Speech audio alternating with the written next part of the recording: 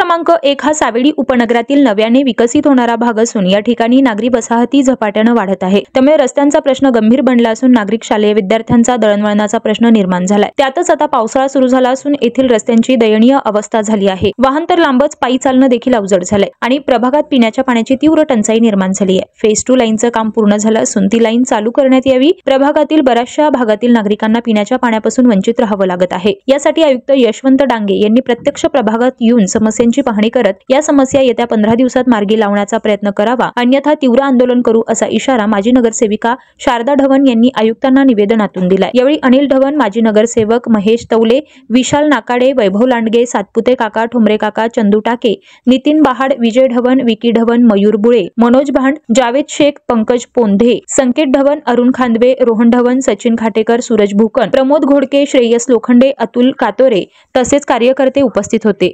मनपा आयुक्तांना दिलेल्या निवेदनात प्रभाग क्रमांक 1 मधील गावडेमळा परिसरातील गणेश डेअरी ते गोकुळधाम अपार्टमेंट ते इस्कॉन मंदिर रस्ता खडीकरण व डांबरीकरण करणे, प्रभाग क्रमांक 1 मधील ढवण वस्ती, कसबे वस्ती, फनसेमळा, लेखानगर, दक्षतानगर, माऊली नगर, स्वामी गजानन कॉलनी, राजनगर या परिसरातील फेज 2 लाईनचं काम पूर्ण झालं असून या सर्व लाईन मॅन 8 इंची लाईनला जोडून चालू करण्यात यावी। प्रलंबित विकास कामे आपल्या स्तरावरून योग्य ती कारवाई करून कामे लवकरात लवकर मार्गी लावावे, अन्यथा आपल्या दालनात येत्या 15 दिवसात तीव्र आंदोलन करण्यात येईल आणि त्यांची संपूर्ण जबाबदारी मनपा प्रशासनाची राहील असा इशारा देण्यात आला। यावेळी आयुक्त डांगे यांनी प्रभागातील समस्यांची पाहणी करण्याचं व सर्व प्रश्न टप्प्याटप्प्याने मार्गी लावण्याचं आश्वासन दिलंय।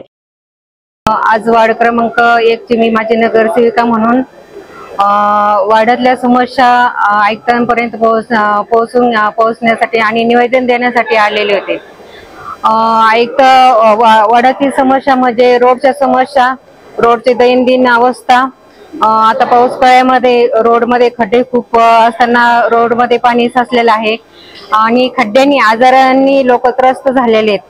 तसेच फेज 2 ची अनेक दिवसापासून लाईन टाकलेली असून ती फक्त लाईनच दिसत आहे, तर त्या लाईनला पाणी कुठं दिसत नाही। फक्त फेज 2 चं आश्वासन लोकांना देण्यात येत आहे प्रशासनातर्फे की आम्ही पाणी चालू करू, पाणी चालू होईल काही दिवसामध्ये, तर कुठंच काही करताना दिसत नाही। प्रशासन कसलीच कारवाई करत नाही।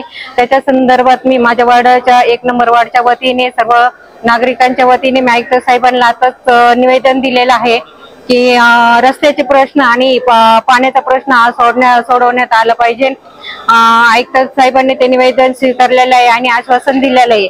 तसेच आश्वासन देताना ही आयुक्त साहेबांना एक आम्ही मागणी केलेली की आमच्या वार्डची पाहणी करून तुम्ही स्वतः वार्डची पाहणी करून काय वार्डची दैनंदिन किती आहे, किती सुधारणा आहे वार्डमध्ये, किती रस्त्याची कशी दुरवस्था आहे, तर ही दुरवस्था तुम्ही स्वतः येऊन पाहून हा प्रश्न तुम्ही लवकरात लवकर मार्गी लावा।